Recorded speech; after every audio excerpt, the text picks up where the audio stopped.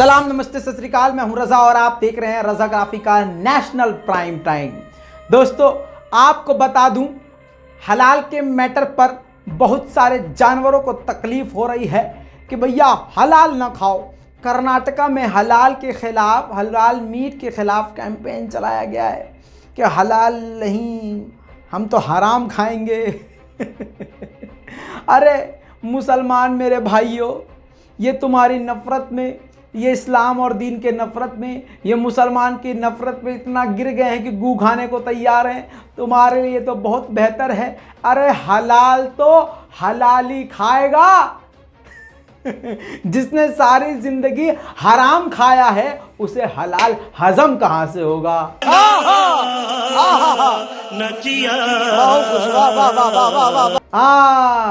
पता नहीं, सिंपल सी चीज़ है। मुसलमान बेचारे घबरा जाते हैं। अरे कई जगह पर ये हलाल वाला जो मैटर है वो उनके ही मुंह पे गोबर है, अपने ही मुंह पे वो खुद ही पैम्पलेट बांट रहे हैं, खुद ही सरकार से गुजारिश कर रहे हैं। बल्कि कर्नाटक की सरकार खुद ही मुसलमानों के विरोध में है।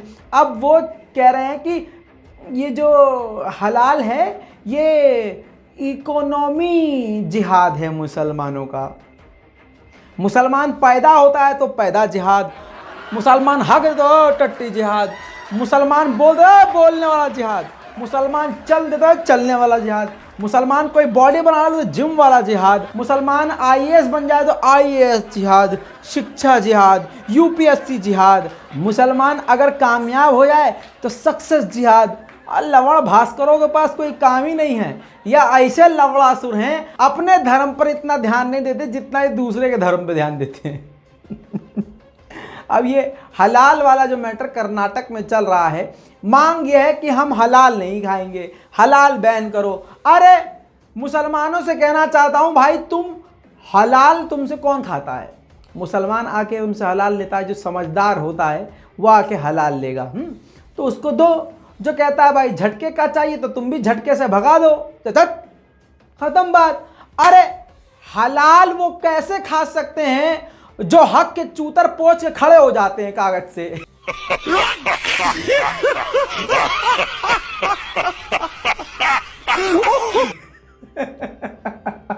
जिनके यहां कोई सफाई पाकीज़गी नहीं है वो हराम खाए या गू खाए, बात एक है। बात तो सही है। आपको और हमको तो टेंशन नहीं बल्कि खुशी होनी चाहिए कि बहुत अच्छा है भाई, हराम खाओ, हम तो खाएंगे हलाल। बहरहाल बजरंग दल और संघ के लोग कर्नाटक में जगह जगह पैम्पलेट बांट रहे हैं हलाल के खिलाफ प्रोपेगेंडा चलाने के लिए। देखिए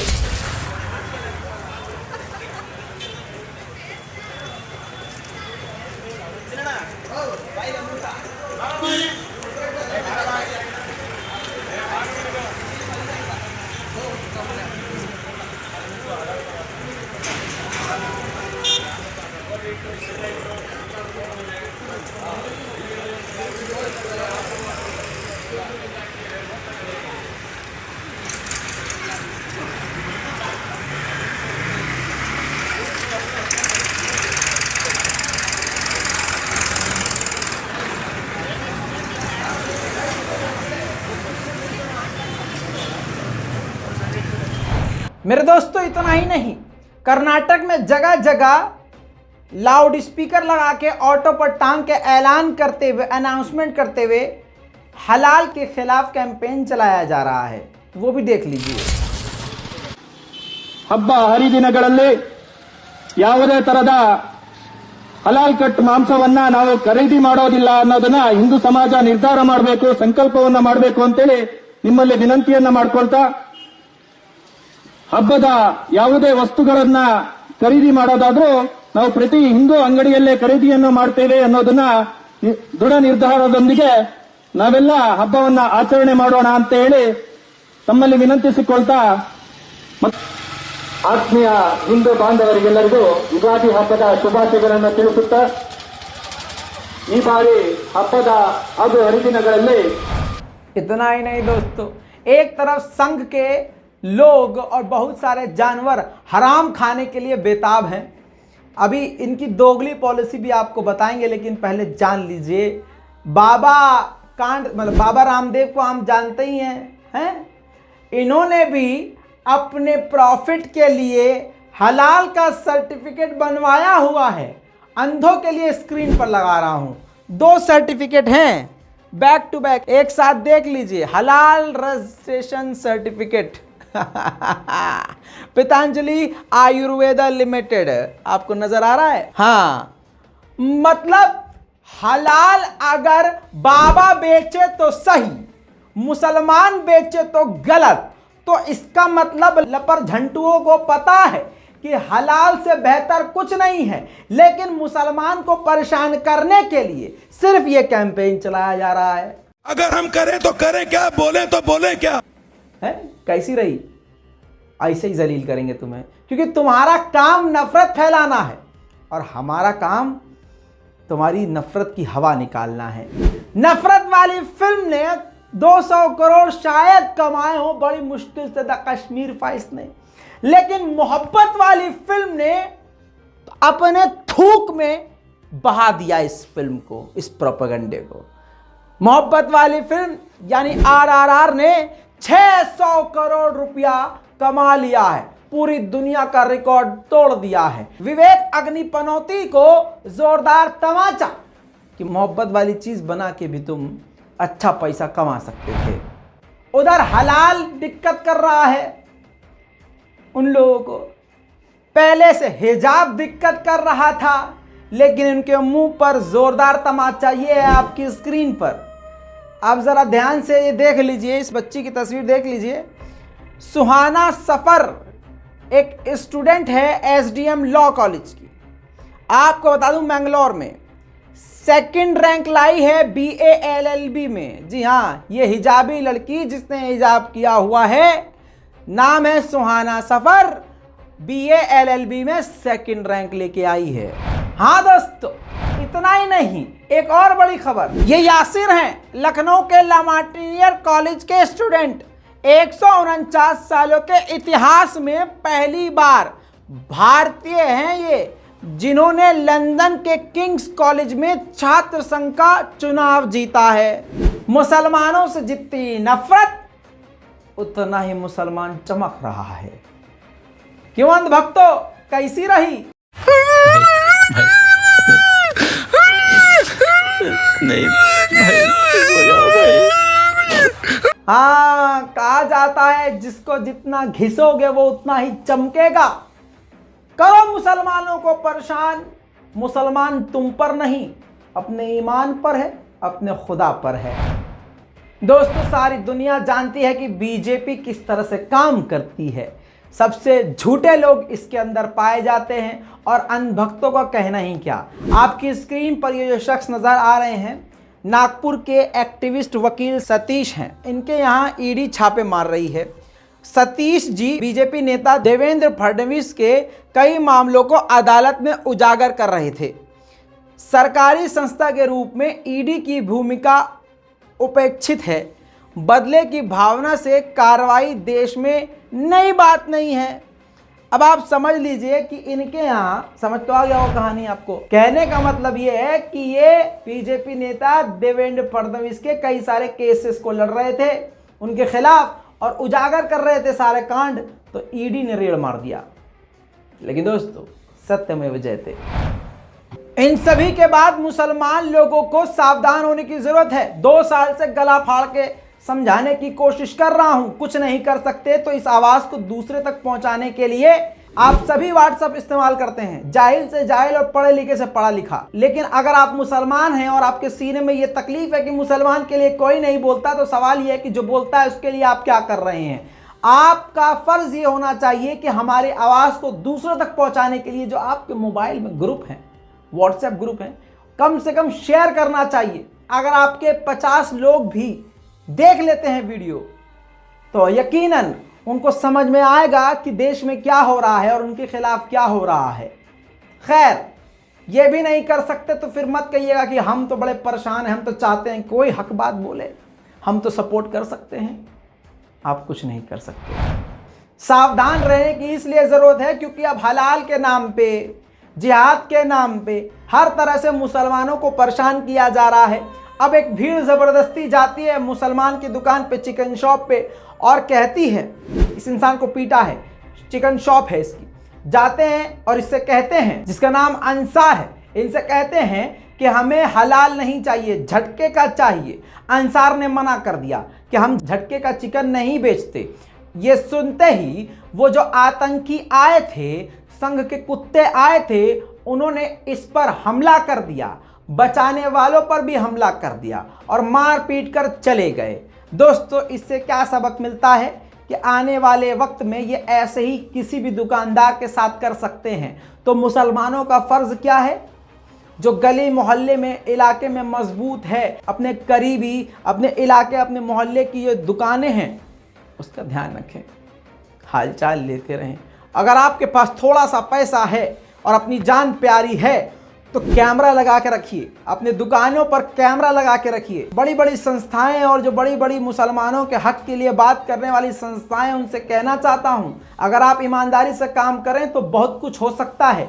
आप संस्था बनाइए, एक नंबर जारी कीजिए, पूरे हिंदुस्तान में किसी भी कोने में अगर मुसलमान के साथ जुल्म हो रहा है तो वो उस नंबर पे कांटेक्ट करके आप लोगों को सारी बात बताए, आप उनको लीगल मदद दिलवाएं। आप अपने मीडिया के जरिए से, हम जैसे मीडिया पर्सन से जुड़िए, वो खबर हम तक पहुंचाइए, लीगल उसकी मदद कीजिए, हम पूरी दुनिया तक उसकी बात पहुंचाएंगे। रजाग्राफी हर तरह से काम करने को तैयार है, लेकिन रजाग्राफी अकेला ही 2 साल से चल रहा है, अल्लाह के भरोसे और आपकी दुआ के सहारे। मजाल है कोई सामने निकल के आया हो, इसलिए मुझे अपने आप पर फख्र है और अपनी माँ की परवरिश पर फख्र है। अकेला जिस राह पर, जिस कांटों पे चल रहा हूं, चीख चीख के साथ मांगने के बाद भी मुसलमान साथ नहीं आया, लेकिन फिर भी अकेला चल रहा हूं, क्योंकि मैं अपने ईमान का खुद जिम्मेदार हूं। मैं अपनी कब्र का खुद जवाबदेह हूं। तुम लोग अपनी कब्र के जवाबदेह हो भाई। मुसलमानों से नफरत की इंतहा इतनी हो गई है, आपकी स्क्रीन पर बीबीसी का पोस्ट लगा रहा हूं। बीजेपी अल्पसंख्यकों को मत अधिकार यानी चुनाव यानी वोट देने का अधिकार छीन ले मुसलमानों से और दूसरे दर्जे का नागरिक बना दे, यशवंत सिन्हा ने कहा है।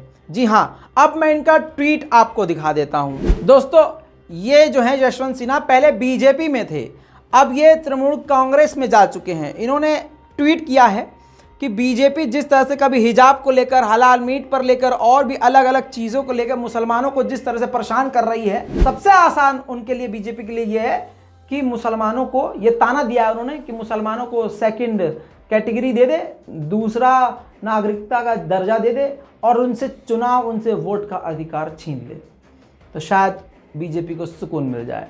लेकिन यहां पर एक बात ऐड कर दूं, अगर बीजेपी ये भी कर दे तब भी उनको सुकून नहीं मिलेगा। जब तक ये मुसलमान की गर्दन को सर से अलग नहीं देखेंगे, जब तक ये खुद मुसलमान महिलाओं का बलात्कार करते हुए अपनी आंखों से नहीं देखेंगे, जब तक मस्जिदों में आग और कुरान जमीन पर जली हुई नहीं देखेंगे, तब तक इनके सीने में सुकून नहीं आएगा। ये बात हकीकत है, नहीं तो इतिहास गवाह है। ज़रा उठा के देख लीजिए, हेट स्पीच की इनकी सारी वीडियोस देख लीजिए, नरसिंहा लंड सरस्वती के बयान सुन लीजिए, समझ में आ जाएगा। सरकारी नफरत, मुसलमानों के खिलाफ सरकारी नफरत क्यों कह रहा हूं मैं, अब आप आज कम से कम इस बात को समझ लीजिए। एक प्रूफ आपकी स्क्रीन पर, सोचिए सरकारी नफरत कितनी है। एजुकेशन मिनिस्टर ऑफ इंडिया के ऑफिशियल ट्विटर अकाउंट से यह वीडियो डिलीट कर दिया गया है, जिसमें जो मोदी जी का एक प्रोग्राम था, चर्चा ऑन परीक्षा, यानी परीक्षा पे चर्चा जो प्रोग्राम था, उसके थंबनेल पर एक तरफ 2 चुटिया वाली लड़की और एक तरफ हिजाब वाली लड़की थी। यह वीडियो मिनिस्टर ऑफ एजुकेशन ने, अरे सरकारी तंत्र ने अपने ट्विटर अकाउंट से डिलीट कर दिया। लेकिन और न्यूज के संपादक मोहम्मद जुबैर ने इस ट्वीट को निकाल कर दुनिया को दिखाया, यह वीडियो ही डिलीट कर दिया गया है। अब वो वीडियो कौन सा था मैं आपको दिखाऊंगा, जिसमें प्रधानमंत्री नरेंद्र मोदी संबोधित कर रहे हैं और उसी में एक शॉट उस बच्ची का है, हिजाब वाली का। देखिए, जिन्होंने मुझे डांटा, बस हो गया।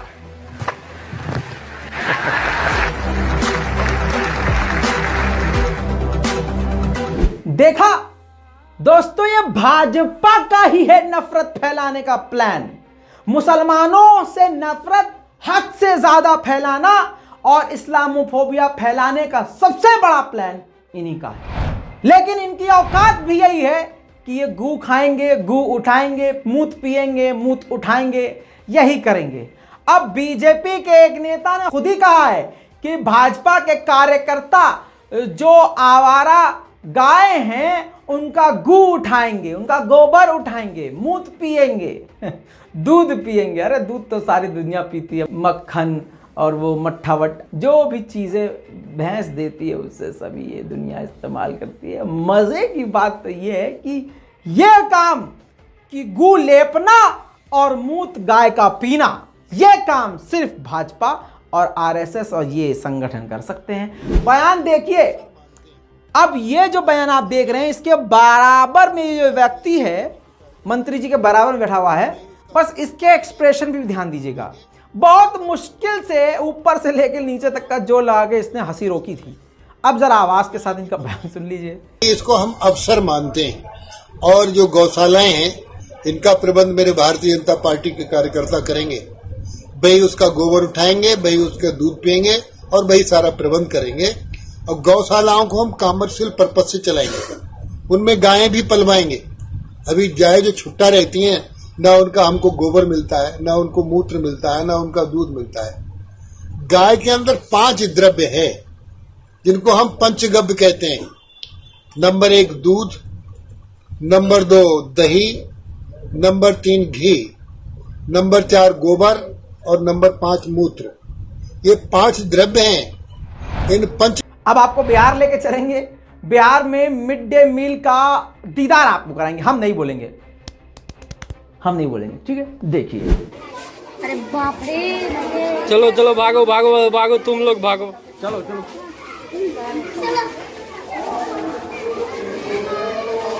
ये तो गन दूरे से आ रहा है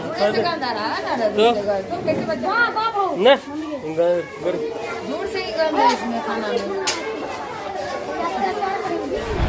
भाजपा सरकार में भारत का हाल क्या हो गया है आपकी स्क्रीन पर। कम बोलूं तो ज्यादा अच्छा है, दिखाऊं तो ज्यादा सही। देश में 2016 से 2020 के बीच सांप्रदायिक दंगों के 3400 मामले दर्ज हुए हैं। खुद केंद्र सरकार ने बताया है, खुद केंद्र सरकार ने।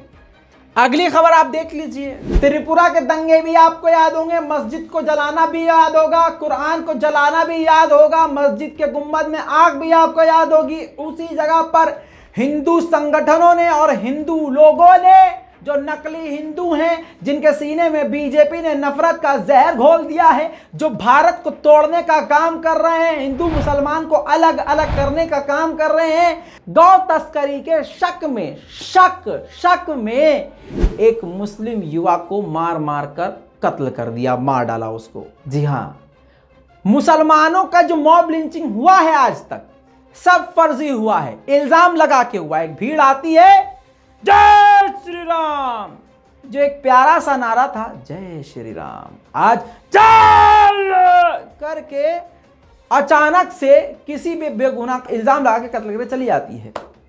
यही हो रहा है। अब जय श्री राम का नारा लगा के केजरीवाल के घर पर अटैक कर दिया, सारी दुनिया ने देखा, लेकिन दिल्ली पुलिस अभी तक गिरफ्तार नहीं कर पाई। मेन एक्यूज को जो चीख चीख कर सबसे आगे था तेजस्वी सूर्या, क्योंकि बीजेपी के बड़े नेता, वही तो नफरत फैलाने की बैटरी है, तो कैसे हो सकता है। मजे की बात, एक और वीडियो सामने आया है, न्यूज़ 24 के जरिए ये वीडियो सामने आया, जिसमें देखा जाएगा, आपकी स्क्रीन पर देखिए। सीएम केजरीवाल के घर पे जो अटैक हुआ और बैरिकेडिंग तोड़े गए, बहुत ही प्लानिंग के तहत तोड़े गए, ये देखिए, और दिल्ली पुलिस की मौजूदगी में तोड़े गए। यानी दिल्ली पुलिस कुछ ना कर सकी, सीएम का बचाव भी ना कर सकी। प्लान बड़ा खतरनाक था भाई मोदी जी का। आपको रोजगार ना देना पड़े, शिक्षा आगे ना आप लें, इसलिए पेपर कैंसिल करवा दिया जाता है। इंग्लिश का पेपर उत्तर प्रदेश की सरकार में कई जगह पर कैंसिल हुआ, मैंने आपको जानकारी दी थी। अब आप पेपर की कटिंग लगा रहे हैं, आपकी स्क्रीन पर देख लीजिए। अखिलेश यादव ने शेयर किया है, लिखा है, पेपर आउट होने के बाद घर लौटी छात्र ने फांसी से लटककर जान दी। अब इसकी मौत का जिम्मेदार कौन है? कोई नहीं है, जिम्मेदार जनता है, क्योंकि आप ही ने दबाया था अब की बार मोदी सरकार, और मरने वाली मुसलमान नहीं है। हिंदू थरतले में है भाई साहब, लेकिन मुसलमानों तो नहीं, खुद बीजेपी थे। जब कुछ खुद कर ना पाती है भाजपा तो ऐसा बयान दे देती है, आदमी चकड़िया जाता है। बिहार में शराब बंद है, लेकिन फिर भी शराब दबा के चल रही है, दबा के बिक रही है। उस पर नीतीश कुमार जी ने बयान ये दिया है, शराब पीने वाले हिंदुस्तानी ही नहीं हैं। देखिए, याद हुआ। और राष्ट्रपिता की भावना, बापू की भावना को भी कोई नहीं मानता है, तो हम तो मानते ही नहीं है कि वो हिंदुस्तानी है। वो भारतीय तो है ही नहीं, और वो काबिल तो है ही नहीं। वो महाअयोग्य है, महापापी है।